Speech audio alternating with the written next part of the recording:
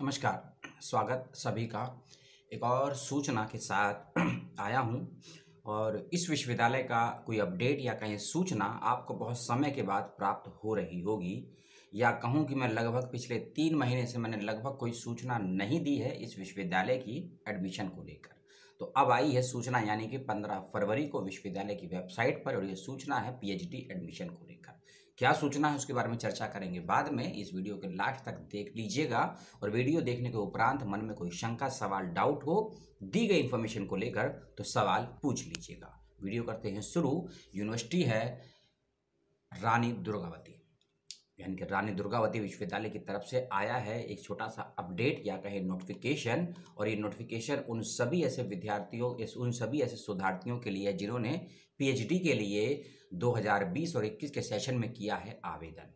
ये सूचना इस प्रकार से है कि विश्वविद्यालय ने, जो कि हमेशा करते हैं अधिकांश विश्वविद्यालय, तो रानी दुर्गावती भी पीछे क्यों रहे इस मामले में, तो विश्वविद्यालय ने अपने पाठ्यक्रम में या कहीं डिपार्टमेंट में जो सीटें आई थी पीएचडी की, उसके अंदर थोड़ा सा परिवर्तन कर दिया है।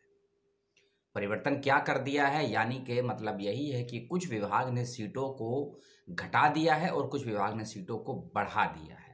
बढ़ाई गई संख्या कम है, घटाई गई संख्या ज़्यादा है। तो इसीलिए मैं जो बताऊंगा आपको थोड़ा धैर्य से सुनिएगा। हो सकता है आपने आवेदन किया हो 20 सीटों पर, और वर्तमान में जो एंट्रेंस होगा फरवरी के लास्ट में 20 नहीं 12 या 10 सीटों पर हो।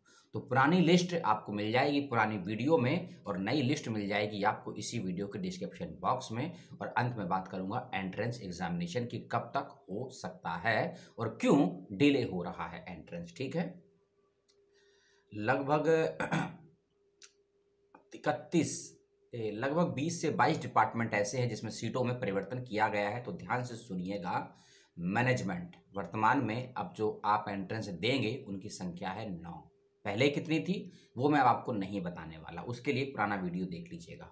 मैनेजमेंट में 9 सीटें हैं, केमिस्ट्री में 21, इलेक्ट्रॉनिक्स में 5, फिजिक्स में 15, एनवायरमेंटल साइंस में 3 सीटें हैं, और जियोलॉजी में 17 सीटें हैं। जियोलॉजी से मतलब ZOOLOGY, इसमें 17 सीटें हैं। उसके बाद है 4 सब्जेक्ट का एक कॉम्बिनेशन था, बॉटनी, माइक्रोबायोलॉजी, बायोकेमिस्ट्री, बायोटेक्नोलॉजी, इसमें टोटल 7 सीटें रखी गई हैं। ठीक है, पहले भी इसमें लगभग 7 सीटें थीं, ये आपको मालूम होगा। जियोलॉजी में एक सीट कम कर दी है। ठीक है, कंप्यूटर साइंस में 2 सीटें हैं, कंप्यूटर साइंस में 2 सीटें हैं, और उसके बाद एक सब्जेक्ट है मैथमेटिक्स, इसमें 12 सीटें हैं।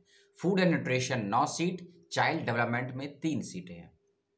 उसके बाद है एजुकेशन फैकल्टी, फिजिकल एजुकेशन में 10 और एजुकेशन में 18 सीटों पर आवेदन मांगे गए थे। सोशल वर्क में 2, सोशोलॉजी में 10, और एक सब्जेक्ट था ancient Indian history, culture and archaeology, इसमें 2 ही सीटें हैं केवल। इस बात को ध्यान से सुन लीजिए और समझ भी लीजिएगा। ठीक है, एक सब्जेक्ट और है हिस्ट्री, 7 सीटें हैं। हिस्ट्री अलग है और ancient Indian history, culture and archaeology अलग सब्जेक्ट है। यदि आपने दोनों के लिए आवेदन किया है तो अलग अलग फॉर्म होगा, अलग अलग एंट्रेंस होगा, इसका ध्यान रखिएगा। ज्योग्राफी यानी कि भूगोल 4, पॉलिटिकल साइंस में 9, इकोनॉमिक्स में 27, लॉ में 5 सीटें हैं, अप्लाइड इकोनॉमिक्स में और कॉमर्स में मिलाकर 50 सीटें हैं। यूनिवर्सिटी ने क्लियर नहीं किया है कि कॉमर्स में कितनी सीटें हैं और अप्लाइड इकोनॉमिक्स में, दोनों को मिलाकर 50 सीटें दी गई हैं। ये विश्वविद्यालय का विभाग तय करेगा कि कितनी सीटें किसमें देनी है। अब आते हैं कुछ और सब्जेक्ट हैं। ड्राइंग एंड पेंटिंग 3 सीटें हैं, संस्कृत में 5, फिलॉसफी में 8, इंग्लिश और हिंदी में 10-10 सीटें हैं। ठीक है, तो ये सीटों में परिवर्तन है। अच्छा लगा बुरा लगा ये तो मैं नहीं जानता हूं, जो सूचना थी मैंने आपको दे दी। अब आते हैं अगली बात पे। एक अंदर की बात मैं आपको बता देता हूं।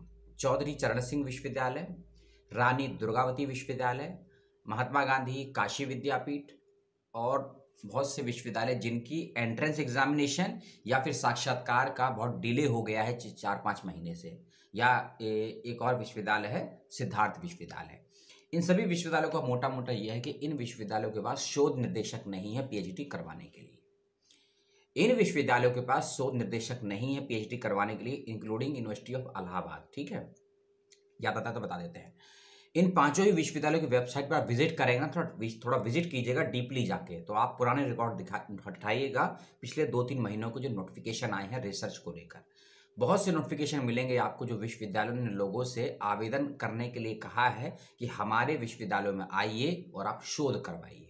तो कौन शोध करवाएगा, कैसे शोध करवाएगा, उसके लंबी प्रोसेस प्रक्रिया होती है, यूजीसी से मान्यता लेनी पड़ती है, बहुत बड़ा लंबा प्रावधान होता है।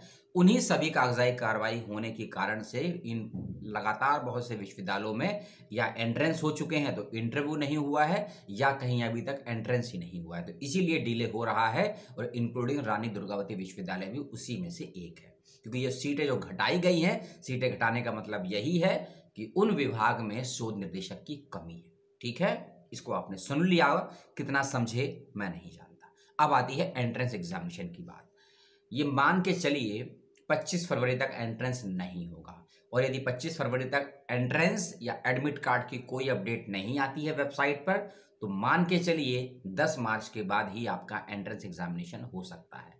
ठीक है, ये मैं किसी दावे से नहीं कह रहा हूं, रानी दुर्गावती विश्वविद्यालय के कुछ विद्यार्थियों से, कुछ शोधार्थियों से और कुछ शिक्षकों से मेरी ईमेल और फ़ोन के माध्यम से बात हुई है, और पिछले 5-6 महीनों से जो नोटिफिकेशन आ रहे हैं वेबसाइट्स पे, उनका अध्ययन करने के बाद ही मैं इन बातों को कह रहा हूं।